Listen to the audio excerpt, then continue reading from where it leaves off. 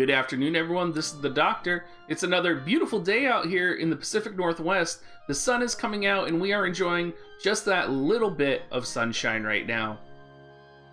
If you haven't already, make sure you do hit the subscribe button. We are trying to hit 5,000 followers so that we can get sponsored. It would make a huge difference for me, and I do appreciate it. Today, we're going to be going over the DRDIGG'S combat ranking.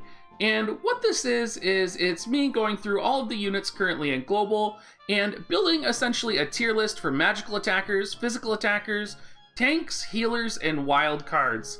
What we're going to be doing is we're going to be going through all of the different builds, whether they're good for raw damage, farming, arena. We're also going to be talking about equipment concerns. We're going to be talking about whether or not they're really deserving of the top role and why they're currently in the top role. First, we're going to be going over magical attackers, and probably the very first top at the list, of course, for raw damage is going to be Medina, followed up by Miranda, and there's a couple things here that I do want to take a note on, specifically pertaining to equipment. Miranda does have access to a Sleep Blade, but Miranda's Sleep Blade is not going to give her that magical attack to modify onto Jamming Thrust, or to modify onto any of her magical spells. She's only going to be able to get the magic damage from the Sleep Blade, the plus magic, so it's highly likely that she is not going to outdamage Medina. However, if you do have some combination of, say, Adelard's TMR, it is possible that she could outdamage a lot of Medinas right now, since there has not been a staff farming event, and I don't believe a lot of people have prioritized getting staff books out of Arena. Adelard, of course, our husbando, coming in at third here, and Ishtola. Adelard, of course, is more of a support unit, but I do think he has more potential for magical damage, especially with his TMR. Ishtola runs into the same issue as Medina, and Ishtola also has the issue of her AI, causing lots of problems for players if you are using her in an AI situation. For farming, Miranda and Medina both have access to their limit break, Ishtola foul for her AoE. In Arena, I do believe Miranda is more powerful than Medina for the sole reason of her survivability and support characteristics, coming in with Cure, Haste, being able to quicken the party. Depending on how you need her, she can fit a variety of roles. She is, at her base, a little bit of a wild card unit as well. And Medina sort of is a one-trick pony, flare or limit break, run in, maybe she'll dodge, maybe she'll take a hit, but most of the time, you're just going to wipe her to the ground immediately. In terms of fun factor, I do think Miranda would be a lot more fun to play with than Medina. I am leveling my Miranda, and I do have both of them leveled, and I can tell you I am enjoying my Miranda substantially more. Not only that, Miranda's limit break does have a chance to confuse, which is always something fun to see when it happens on an enemy. Taking a look at physical attackers, everyone, we are going to come kind of to our first position of disagreement, and I almost disagree with this list, and I think the raw damage list is somewhat of a horizontal list and deserves to be broken into two categories. So the first category I think would be highest single attack raw damage, and that would be units like Yerma, that would be units like Stern. However, we also have brawler units like Sid, Thancred, Gafgarion, who are going to survive longer, deal more DPS, and quite frankly, are stupid easy to gear. And that combination of being easy to gear, survive, it's like hitting an easy button, they're going to give more DPS. So we kind of have two different tiers of damage here, and I would almost put them side by side. I think raw damage wise, Sid and Yerma are both at the top, and Stern and Thancred are just below them. And I think no matter what you do, Sid and Thancred are always going to get more raw damage than Yerma and Stern, because they are brawlers, they are designed to take a hit, and I just want you guys to consider that as we are going through this list, because it's a potentially possible that I will change the damage tier list in the future to include brawlers separate from single raw damage. In terms of range DPS, I do have Lucia up at the top.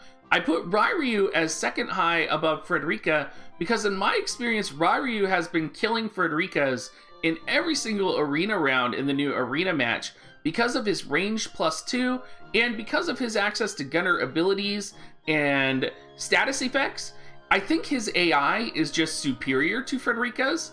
And while he doesn't have access to Sharp Shot, and I could see Sharp Shot being very viable, I think the AI is actually better and makes better use of his abilities than the AI does for Frederica. In terms of Arena, Sid is the easy button. We're just going to mash that. Lucia as well. It's hard to screw them up. Ramza, a little bit of a wild card here. I did want to throw him in, but he is in the wild card bunch right now. And the reason I'm putting him here is he is kind of that brawler attacker. He does have access to shout, so it's definitely important when you're thinking about physical, or I guess he's technically a quote-unquote magical damage dealer, that we do keep him in mind. And then, of course, Thancred, he is going to take a hit, he is going to do horizontal jump, and he is just going to devastate your team. In terms of fun factor, I think Yerma is probably one of the most fun units in this group. Of course, I had to throw Sir O and Shadowlynx on there. It feels so good when you destroy the opposing team with Sir O. And finally, I think there's a lot of people who have Sosha leveled that absolutely enjoy using her and are quite passionate as a Sosha waifu. Now, we're going to take a look at tanks, and I can tell you guys already, you're going to get very angry at me. In terms of physical damage mitigation, Engelbert is king, followed up by... Holy God, I just forgot her name. Nasha. And then Mont and Thancred. I did put Nasha above Mont because I do believe she has more defensive utilities than Mont, and I believe in our current meta, particularly with Lucia, Nasha is going to be stronger. You could even make the argument that in some cases, Nasha and Engelbert are on par with each other. Again, I put Thancred here as well because he's probably the strongest brawler right now. And sub Gunbreaker, he does have a lot of defensive utility for the party, and I think he is probably the strongest tank besides the actual tanks in the game right now. In terms of evasion, Kiton is king. I put Engelbert as second. He does have high luck. He doesn't have access to some abilities that are going to boost his evasion, but if you pair him with the Samurai, if you make sure he's not going to use Sentinel, he can actually be a very powerful evasion tank. I put Sir O here because Sir O has all of the evasion passives, he has evasion abilities, and he has access to an evasion mastery ability. Shadowlynx has quite the same. However, the difference between Shadowlynx and Sir O is that Shadowlynx actually has some weaknesses, especially to Missile, which makes her susceptible to being one-shot by either Frederica or by Lucia. Sir O at least stands a chance, but Shadowlynx is just going to get shredded by them. In terms of Arena, Engelbert is king, followed by Nasha, followed by Kiton. Kiton, of course, easily countered by any 100% guaranteed attack unit. And then I put Thancred. I think Thancred, of course, a wonderful unit. And now for the fun factor, I think this is where people are going to get really upset. I don't think Whisper's a viable tank. I know there's a lot of people out there, and I'm sorry AOJ, but I really have never found a Whisper in top tier Arena that I've ever been like, God, this Whisper was so difficult to defeat. I think the low HP, I think the really high skill ceiling for Whisper, honestly, I think for a viable Whisper tank build, you are literally going to have to be more of a whale or put more investment into Whisper than you literally do into a 99 Gilgamesh. I have never seen a capable Whisper. Yes, Whisper has huge physical damage modification. However, I've never seen a good one. And that's in playing Arena since the beginning of launch, and I've never found a Whisper that's beaten me. Ever. Not once. So I'm sorry. I know there's probably a lot of you guys that are upset about that, but I think Whisper is just a fun unit to build. I don't think she's actually a practical tank. Now, of course, we do have Sir O as well. I love him. I think that's the fun factor right there. It feels so good when he dodges an attack and delivers a killing blow. I think Kiton is very similar, and I think Kiton, especially with her limit break delivering stop, very powerful, and it feels so good when it lands every single time. And of course, who doesn't just love a strong Engelbert running in and bashing somebody's face? Let's talk healers, everyone. I am disappointed to announce that Ayaka is the #1 healing unit. Absolutely disgusting. Followed up by that, I do believe Grace is going to be the second best healer. She does have access to Curaga, and she does have access to full life. Following that, I believe Fina, because of her access to Curaga and full life. And finally after that, Phoebe. Now, there's probably some questions on why I didn't include some of the other healers that are out there. The reason I didn't include them is because they don't have access to Curaga, or they do have access to Curaga and they don't have access to full life. So I do value full life more over Curaga in terms of healing, since I do believe full life is going to turn the tide of a battle more than Curaga. That is why Phoebe is on this list and not, for example, Lady Helena. In terms of buffing, we do have some wild cards here as well. Ramza, of course, with Shout is one of the strongest buffers of the game, followed up by Thancred. If he's using all of his defensive buffs and regen, he can be just a fierce defensive buffer.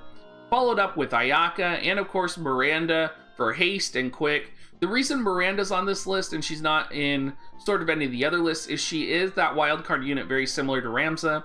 She can be built multiple ways, and she can slide into that defensive, buffing, and healing role, and actually support pretty well.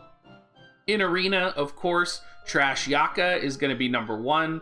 Miranda followed up with that because not only can she offer buffing and healing, she is going to be able to offer that limit break, which will confuse the opponent, and she's going to offer survivability that Ayaka doesn't have, and that most other healers do not have. Her magic stat is also going to be very high, and is comparable to that of the MR healers, and I think it's to the point where potentially you could get her Cura to deal maybe 75% of whatever a Curaga from Fina would deal. So I think in terms of healing, she's actually probably the second strongest in Arena right now.